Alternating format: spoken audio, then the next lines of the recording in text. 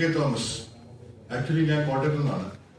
ഞാൻ ഈ വാപ്സി welfare association of professional scholars in India എന്ന സംഘടനയുടെ അഖിലേന്ത്യാ അധ്യക്ഷനാണ്. അപ്പൊ നിങ്ങൾ ഓർക്കാതിരിക്കുകയാണ് കോട്ടയക്കാരൻ എന്താണ് കാസർഗോഡ് വരെ വന്നത് അല്ലേ?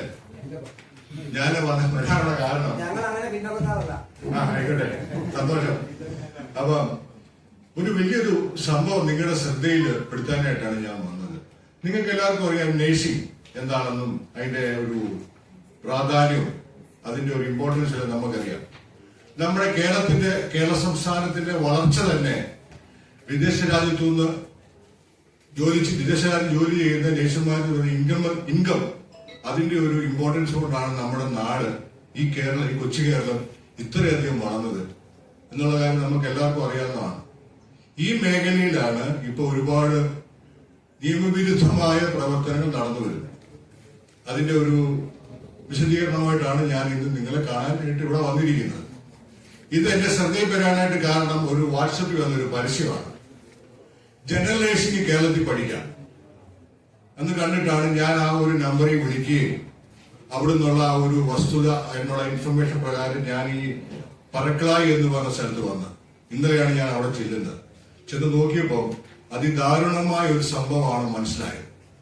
ഇവിടെ ഈ സ്ഥാപനത്തിന് ഞാൻ അതിൽ പറഞ്ഞിരിക്കുന്ന സ്ഥാപനത്തിന് കേരള നേഴ്സിംഗ് കൗൺസിലിന്റെ അംഗീകാരമോ കേരള സർക്കാരിന്റെ അംഗീകാരമോ ഇല്ലാത്തതാണ്. പക്ഷെ ഞാൻ ചോദിച്ചപ്പോൾ അവർ പറഞ്ഞത് ബാംഗ്ലൂർ കർണാടകയിൽ ആസ്ഥാനമായി പ്രവർത്തിക്കുന്ന പല സ്ഥാപനങ്ങളുടെയും അഡ്മിഷനാണ് ഈ പിള്ളേരെ ഇവിടെ എടുപ്പിച്ചിട്ട് ഇവിടെ ഇരുത്തി പഠിപ്പിക്കുന്നത്. ഒരു നേഴ്സിംഗ് സ്ഥാപനം നടത്തുക എന്ന് പറഞ്ഞാൽ അതിൻ്റെതായ ഒരുപാട് ക്രമീകരണങ്ങൾ, റൂൾസ് ആൻഡ് റെഗുലേഷൻസ് ഉണ്ട്. സർക്കാരിന്റെ അംഗീകാരം, നമ്മുടെ കേരളത്തിൽ ഒരു സ്ഥാപനം പ്രവർത്തിക്കണമെങ്കിൽ കേരള സർക്കാരിന്റെ അംഗീകാരം ആവശ്യമാണ്. അതുകൂടാതെ കേരള നേഴ്സിംഗ് കൗൺസിലിന്റെ അംഗീകാരം ആവശ്യമാണ്. ഇതിനാവശ്യമായ പ്രാക്ടിക്കൽ, അതിന് അറ്റാച്ച് ചെയ്തിരിക്കുന്ന ഹോസ്പിറ്റൽസ്, ക്ലിനിക്കൽ ട്രെയിനിങ്ങിനൊക്കെ ആവശ്യമുള്ള അത്യന്താപേക്ഷിതമായ കാര്യമാണ്. പക്ഷെ അതൊന്നും ഇല്ലാതെ ഒരു ശോചനീയമായ ഒരു ഷെഡില്, ഒരു കാലിത്തൊഴുത്തിനെക്കാട്ടിലും ശോചനീയമായ ഒരു ഷെഡിലാണ് ഇവർ പഠനം നടത്തുന്നത്. ഇവിടെ പഠിപ്പിച്ചിട്ട് ഇവിടെ നിന്ന് പിള്ളേരെ ബസ്സിൽ കയറ്റി ബാംഗ്ലൂർ, കർണാടകയിൽ പല സ്ഥലങ്ങളിൽ കൊണ്ട് പരീക്ഷ എഴുതിപ്പിക്കുന്നു.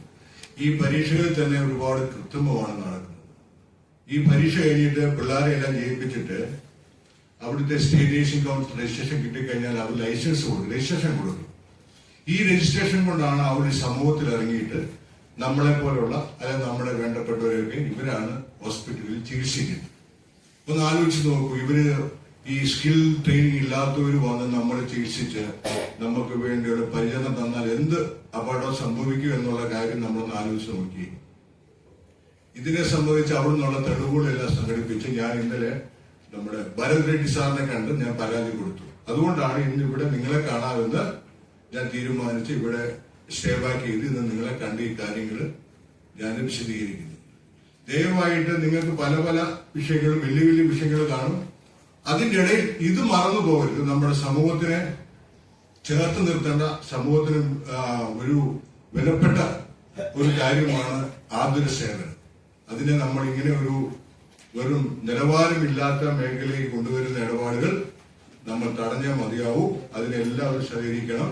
ഈ വാർത്ത അതിന്റെ പ്രാധാന്യത്തോടുകൂടി എല്ലാവരും വേണ്ട രീതിയിൽ കൈകാര്യം ചെയ്യണമെന്ന് ഞാൻ അപേക്ഷിക്കുന്നു. ഞാൻ അതിന്റെ ഒരു ഓഡിയോ സന്ദേശം നിങ്ങൾക്ക് ഷെയർ ചെയ്യാൻ പറ്റാത്തതുകൊണ്ട് ഞാൻ നമ്മുടെ സെക്രട്ടറി ഗിരീഷ് സാറിന്റെ മൊബൈലിലോട്ട് ഞാൻ കൊടുത്തിട്ടുണ്ട്. അതിനകത്ത് വ്യക്തമായിട്ട് പറയാം, ക്വാളിറ്റി എവിടെയാണോ, ഏത് സ്ഥാപനമാണോ അതിന്റെ വ്യക്തമായ പേരും വിവരം തന്നെ പറയുന്നു. ഇത് ഇവിടെ മാത്രമല്ല കേട്ടോ, കേരളത്തിന്റെ മുക്കിലും മൂലയുമാണ് ഇത് നടന്നുകൊണ്ടിരിക്കുന്നത്. ഓരോ സ്ഥലത്തും ഓരോ പേര്, ഓരോ ഇൻസ്റ്റിറ്റ്യൂട്ടുകൾ, ഓരോ പാരാമെഡിക്കൽ എന്ന സ്ഥാപനത്തിന്റെ മറവിലാണ് ഈ പരിപാടി നടത്തുന്നത്. പാവം മക്കൾക്ക് അറിയില്ലത് എന്താ സംഭവിക്കുന്നതെന്ന്. അവര് പറയുമ്പോൾ നേഴ്സിംഗ് അങ്ങോട്ട് പഠിക്കണ്ട, ഇവിടെ നിന്ന് പഠിച്ചാൽ മതി എന്നൊക്കെ പറയുമ്പോൾ അവർക്ക് അറിയത്തില്ല ഇതിന്റെ ദൂഷ്യവശങ്ങൾ, അതിന്റെ സിലബസ് എന്താണ്, അത് എങ്ങനെയാണ് പഠിക്കേണ്ടതെന്ന് ഈ മക്കൾക്ക് അറിയില്ല. അത് തന്നെ അവിടെയാണ് ഞാൻ നമ്പറിലാണ് ഞാൻ വിളിക്കുന്നത്. ഏത് ഇല്ല, അത് ഇവിടെ തന്നെയുള്ള ഇവിടുത്തെ ഏജന്റുമാരാ, ഇത് അഡ്മിഷൻ ഏജന്റുമാരാണ്. ഇവരല്ല, പലരും ചെയ്യും, പല രീതിയിലും പല സ്ഥാപനങ്ങളും വിഭജിച്ചു കൊടുത്തിരിക്കുക. ഇവിടെ ഇപ്പൊ ഈ ഒരു സ്ഥാപനം ഈ ഏജന്റ് നടത്തുന്നു, വയനാട് വേറൊരാൾ നടത്തുന്നു, നിലമ്പൂർ വേറൊരു ഭാഗം നടത്തുന്നു, തിരുവനന്തപുരത്ത് വേറൊരാൾ നടത്തുന്നു, എന്റെ നാട്ടിൽ കോട്ടയത്ത് തന്നെ വേറൊരാൾ നടത്തുന്നു. ഇത് കോഴ വാങ്ങുന്നുണ്ടോ? എന്തോ അഡ്മിഷന് ഫീസ്? ഇത് അഡ്മിഷൻ കോഴ വാങ്ങുന്നൊന്നും അല്ല നമ്മുടെ വിഷയം. ഞാൻ മനസ്സിലായില്ലേ? ഇത് വ്യാജമായിട്ടാണ് ഈ കേരള സംസ്ഥാനത്ത് പഠിപ്പിക്കുന്നത്. നമ്മുടെ കേരള സർക്കാർ അറിയില്ല, കേരള നേഴ്സിംഗ് കൗൺസിൽ അറിയില്ല. ഹോസ്പിറ്റൽ അനുബന്ധമായി ഇല്ലാത്ത ഒരു സ്ഥാപനം നടത്തുന്നതാണ് ഏറ്റവും പ്രധാനപ്പെട്ട. അതെ, ഹോസ്പിറ്റലിന്റെ കാര്യം ഒന്നും അല്ല. ഈ ഞാൻ അതിനകത്ത് പറഞ്ഞിരിക്കുന്ന സ്ഥാപനം തന്നെ കേരള നേഴ്സിംഗ് കൗൺസിൽ അംഗീകാരം ഇല്ലാത്തതാണ്. അതൊന്ന് നഴ്സിംഗ് പഠിപ്പിക്കണ അനുബന്ധമായിട്ട് ഹോസ്പിറ്റലിൽ പിന്നെ ആവശ്യമാണ്. അപ്പൊ നമുക്ക് ഒരു 40-50 കുട്ടികളെ പഠിപ്പിക്കുന്ന ഒരു സ്ഥാപനത്തിന് മിനിമം ഒരു 100 ബെഡ് ആശുപത്രി, 100 ബെഡ് ആശുപത്രിയിൽ മിനിമം ഒരു ദിവസം 75-80% പേഷ്യൻസ് ഓക്യുപ്പൻസി വേണം. അതുപോലെ ഓരോ ഡിപ്പാർട്ട്മെന്റും വേണം. നമ്മൾ ഓർക്കണം, നമ്മുടെ ഇന്ത്യയിൽ ഏകദേശം 6 ലക്ഷം ന്യൂ ബോൺ ചിൽഡ്രൻസ് ആണ് ഉണ്ടാകുക ഒരു വർഷം. അതുപോലെ അത്രയും ഗർഭിണികളും ഉണ്ട്. അവരെ പരിപാലിക്കേണ്ടവരാണ് ഈ ആൾക്കാർ. ഞാൻ പോയി അതിന്റെ ഫോട്ടോ എല്ലാം എടുത്തു, അതിന്റെ വിഷ്വൽസ്. ഈ ട്രസ്റ്റിന്റെ ആളുകൾ കണ്ടിരുന്നു? ഞാൻ കണ്ടില്ല. ഇതിലെ ഇപ്പൊ ഈ സ്ഥാപനത്തിൽ കുട്ടികൾ പഠിച്ചിറങ്ങുന്നുണ്ടല്ലോ, നിങ്ങൾ പറയുന്നത് കേരളത്തിലെ മറ്റ് സ്ഥാപനങ്ങളും ഇതേപോലെ നടത്തുന്നുണ്ടല്ലോ? കേരളത്തില് പല സ്ഥലങ്ങളിലും നിയമവിരുദ്ധമായ ഇതുപോലെ പ്രവർത്തനങ്ങൾ നടന്നു വരുന്നു. അങ്ങനെ നടന്നു വരുന്നു നിങ്ങൾ പറയുന്നുണ്ട്. കേരള നഴ്സിംഗ് കൗൺസിൽ ഈ കാര്യം അറിയില്ല. കേരള നഴ്സിംഗ് കൗൺസിൽ ഞാൻ പരാതി അയച്ചിട്ടുണ്ട്. ഞാൻ ഇന്നലെ രജിസ്ട്രാറിനെ വിളിച്ചിരുന്നു. സംസ്ഥാന സർക്കാരിന് ഞാൻ പരാതി കൊടുത്തിട്ടുണ്ട്. സംസ്ഥാന സർക്കാരും ഇത് അറിയില്ല എന്ന് പറയുന്നുണ്ട്. ഈ സ്ഥാപനങ്ങളിലൊക്കെ പഠിച്ചിറങ്ങുന്ന കുട്ടികൾ കേരളത്തിൽ തന്നെ ജോലി ചെയ്യുന്നുണ്ട്. അതെ, അതാണ് അതിന്റെ വിപത്ത്. അപ്പോ ആ കുട്ടികൾ ജോലി ചെയ്യുമ്പോൾ ഇവരുടെ സർട്ടിഫിക്കറ്റ് എവിടെ നിന്ന് വന്നു എന്നുള്ളത് പരിശോധിക്കും. അല്ല, സർട്ടിഫിക്കറ്റ് അത് ഞാൻ പറഞ്ഞുതരാം. ഇവർ കിട്ടുന്ന സർട്ടിഫിക്കറ്റ് എല്ലാം ഒറിജിനലാണ്. കാരണം എല്ലാ കൃത്രിമം നടത്തി. അതായത് ഇപ്പൊ ഇവിടെ ഈ കുട്ടികള് പ്രാക്ടിക്കൽ ട്രെയിനിങ്, ക്ലിനിക്കൽ ട്രെയിനിങ്ങിന് പോകണം. അത് അവിടെ ക്ലിനിക്കൽ ട്രെയിനിങ് നടത്തി ഓരോ ക്ലിനിക് ഇൻസ്ട്രക്ടർമാർ അതാത് സമയക്കാട് ഒപ്പിടണം. പക്ഷേ എക്സാമിനേഷൻ ചെല്ലുമ്പോൾ ഡോക്യുമെന്റ്സ് എല്ലാം സബ്മിറ്റ് ചെയ്യുമ്പോൾ മാനിപ്പുലേറ്റഡ് ഫ്രോഡിലെ ഡോക്യുമെന്റ്സ് ആണ് നേഴ്സിംഗ് ബോർഡിന് മുമ്പിൽ എത്തുന്നത്. അത് പ്രകാരം കുട്ടികൾ എക്സാമിനേഷൻ എഴുതാനായിട്ട് അർഹരാണെന്ന് പറഞ്ഞുകൊണ്ട് അവർ ഹോൾ ടിക്കറ്റ് കൊടുക്കും. ഹോൾ ടിക്കറ്റ് കൊടുക്കുന്ന സമയത്താണ് ഈ കുട്ടികളെ ഇവിടുന്ന് കർണാടകയിൽ എത്തിക്കുന്നത്. അപ്പം ഈ പോകുന്ന ഒരു ലിമിറ്റഡ് ടൈം പീരീഡിലാണ് ഇവർ പോകുന്നത്, 5-6 ദിവസം. സാമാന്യമായിട്ടും എല്ലാ പ്രാവശ്യം എക്സാമിനേഷൻ തിയറി കഴിഞ്ഞിട്ട് പ്രാക്ടിക്കൽ ഗ്യാപ്പ് കാണും. ഈ ഗ്യാപ്പിന് സമയത്ത് കുട്ടികൾ അവിടെ താമസിക്കാനായിട്ട് ബുദ്ധിമുട്ടും. അവരെ തിരിച്ചു കൊണ്ടുവരും. പകരം ഈ പ്രാക്ടിക്കലിന് അവിടെ വേറെ ആൾക്കാർ പ്രാക്ടിക്കൽ ചെയ്യും. ഈ കുട്ടികളുടെ പേര് തന്നെ പുറത്തു വരുമ്പോൾ സർട്ടിഫിക്കറ്റ് മാർക്ക് ലിസ്റ്റിലെ കുട്ടികളുടെ പേര് എല്ലാവരും ജയിച്ചു. ഈ ജയിച്ചതിന് രേഖയായിട്ട് നേഴ്സിംഗ് കൗൺസിൽ ചെല്ലുമ്പോൾ നേഴ്സിംഗ് കൗൺസിൽ രജിസ്ട്രേഷൻ കൊടുക്കും. ഈ രജിസ്ട്രേഷന്റെ പേരാണ് ലൈസൻസ്. അതായത് നമ്മളെ ഈ ഡ്രൈവിംഗ് ലൈസൻസ് ഇല്ല, അത് കൈവശമുള്ള ഒരാള് വണ്ടി ഓടിച്ച് ഒരു ആക്സിഡന്റ് ഉണ്ടായി എന്ത് സംഭവിക്കും? പോലീസ് രജിസ്റ്റർ ചെയ്ത കേസ് ഏതാണ്? മനഃപൂർവ്വമല്ലാത്ത നരഹത്യ, അല്ലേ? ഈ വ്യാജമായ രീതിയിൽ പഠിച്ച് പാസ്സായി ലൈസൻസുമായിട്ട് വരുന്ന ഈ ആൾക്കാര് നമ്മളെ ആരെയും ശുശ്രൂഷിച്ച് ഒരു അപകടം വന്നാൽ ഇവരുടെ പേരിലും ചാർജ് ചെയ്യപ്പെടുന്ന കുറ്റകൃത്യം ഇതാണെന്നാണ്. മനഃപൂർവ്വമല്ലാത്ത നരഹത്യ. ആർക്ക് നഷ്ടപ്പെട്ടു? നഷ്ടം ആർക്കുണ്ടായി? എനിക്കും, നമുക്കുണ്ട്, നിങ്ങൾക്കുണ്ട്, ഇല്ലേ? ഈ ജനിച്ചു വരുന്ന കുട്ടിയെ ശുശ്രൂഷിക്കേണ്ട ആരാണ്? നേഴ്സുമാരാണ്. ഒരു ആതുര സേവനമാണ്.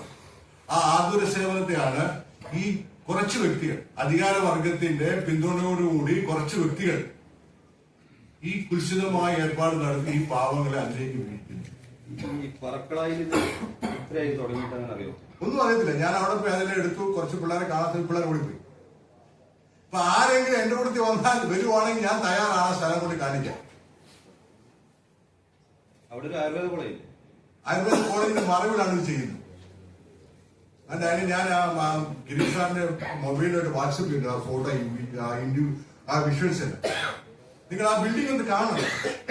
വെറും ഒരു കാലിത്തോട്ടത്തിന്റെ അതേ വിസ്തീർണത്തോളം ബിൽഡിങ്ങിലാണ് ഇവരെല്ലാരും ഇരുത്തുന്നത്. ഇപ്പൊ എത്ര കുട്ടികളുണ്ട് അവിടെ? ഇപ്പൊ എന്റെ അറിവിൽ ഞാൻ ഇന്നലെ നിന്നപ്പോ 30ഓളം വിദ്യാർത്ഥികളെ കണ്ടു. ഇത് ക്ലാസ്സിൽ കയറാനേ പഠിക്കുന്നുണ്ട് ഒരുപാട് പേര്. അതിനകത്ത് അതൊരു വലിയൊരു വിരോധാഭാസമാണത്. നമ്മുടെ സമൂഹത്തിൽ നടക്കുന്ന കാര്യമാണ്. ഇത് നമ്മൾ അനുവദിച്ചുകൂടാ. നാളെ ഇതിന്റെ ദോഷ്യം നമ്മുടെ സമൂഹത്തിനാണ് ബാധിക്കുന്നത്. തന്നെയല്ല നമ്മുടെ സർക്കാർ നമ്മുടെ ആരോഗ്യ പരിപാലന മേഖല എന്തെല്ലാം വിപ്ലവങ്ങളാണ് സൃഷ്ടിക്കുന്നത്. അതിനെയും കൂടെ തുരങ്കം വെക്കുന്നതാണ് ഇവര്. അവിടുത്തെ കുട്ടികളെയോ അല്ലെങ്കിൽ അധ്യാപകരെയോ ഞാൻ കണ്ടില്ല. അവിടെ ബസ് ഇറങ്ങി പോകുന്നത് കണ്ടു ഞാൻ. അവരുമായിട്ട് സംസാരിക്കാനായിട്ട്. കാരണം ഞാൻ ഒരു വികലാംഗനാണ്. അവിടെ ഇടി കിട്ടിയാൽ എനിക്കത് കിട്ടത്തുള്ളൂ.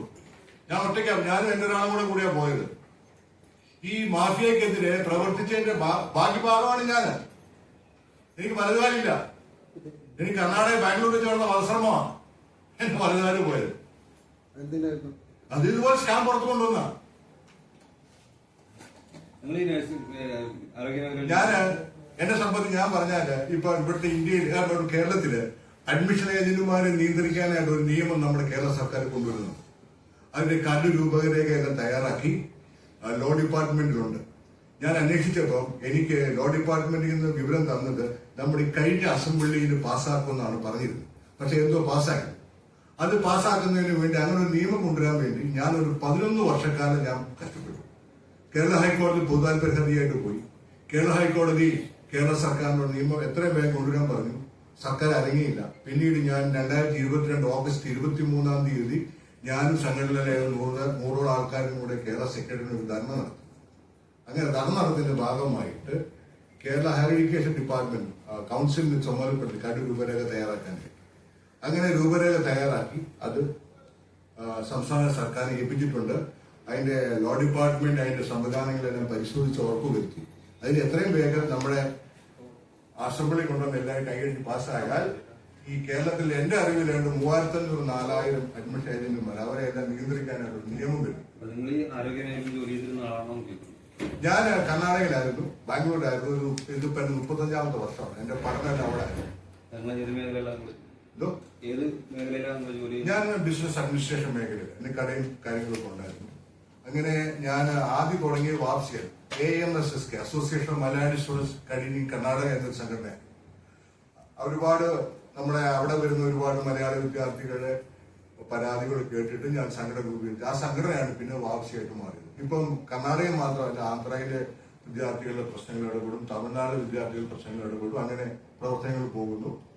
അവിടെ ഇവിടത്തെ കുറിച്ച് പരാതി കിട്ടിയിരുന്നു സാർ? എന്തോ ഇവിടത്തെ കുറിച്ച് പരാതി? കുട്ടികളാരും പരാതി പറയാൻ മുമ്പോട്ട് വന്നിട്ടില്ല.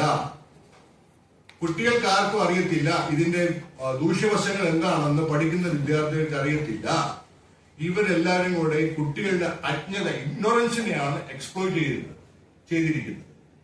കുട്ടികൾക്കോ രക്ഷിതാക്കൾക്കോ അറിയില്ല. കാരണം എല്ലാവരും സാമ്പത്തികം കുറഞ്ഞ അവസ്ഥയിൽ നിന്നുള്ള വിദ്യാർത്ഥികളാണ്. അപ്പം പഠനം അവിടെ പോയി പഠിക്കാനുള്ള സാമ്പത്തികം കുറഞ്ഞു നിൽക്കുമ്പോൾ അവരെല്ലാവരും ഇതിലോട്ട് ആകർഷിക്കുന്നു. അതാണ് സംഭവിക്കുന്നത്. എന്തോ കേട്ടില്ല? അല്ല, ഞാനത് എഴുതിയിട്ടുണ്ട്. എല്ലാം പരിശോധിക്കണം, വിശദമായിട്ട് അതൊന്ന് പരിശോധിക്കണം. 3 വർഷത്തേക്ക് 3,80,000. ഇത് കർണാടക സർക്കാർ പുറപ്പെടുവിച്ച ഫീസ് സ്ട്രക്ചറിനൊക്കെ വിപരീതമാണ്. അതിനാണ് 25,000 രൂപ പ്രതിവർഷം GNA പഠിക്കാനായിട്ട്. അപ്പൊ എല്ലാവരും ഇത് സമൂഹത്തിലൊന്ന് പ്രചരിപ്പിക്കുക, വേണ്ട രീതിയിലൊന്ന് ആവശ്യമുള്ള അന്വേഷണം നിങ്ങൾ നടത്തണം. അല്ലെങ്കിൽ ഞാൻ ഒരാൾ വന്ന് ഇവിടെ വന്ന് പറഞ്ഞിട്ട് പോകുന്ന കാര്യമൊന്നും നോക്കണ്ട. നിങ്ങൾ എല്ലാവരും പിന്തുണ വേണം. ഞാനിതൊരു പ്രചരണമായിട്ട് ഇന്ന് ഇവിടെ തുടങ്ങുവാണ്. ഇപ്പൊ അടുത്ത ദിവസങ്ങളിൽ ബാക്കിയുള്ള എല്ലാവരെയും കാണും. ഞാൻ സീമിനെ കാണും, ഭൂമിയാമാടത്തിനെ കാണും, പരാതി കൊടുക്കും. പരാതി നടന്നില്ലെങ്കിൽ ഹൈക്കോടതിയിൽ CBI അന്വേഷണം ആവശ്യപ്പെട്ട് പോകുന്നതായിരിക്കും.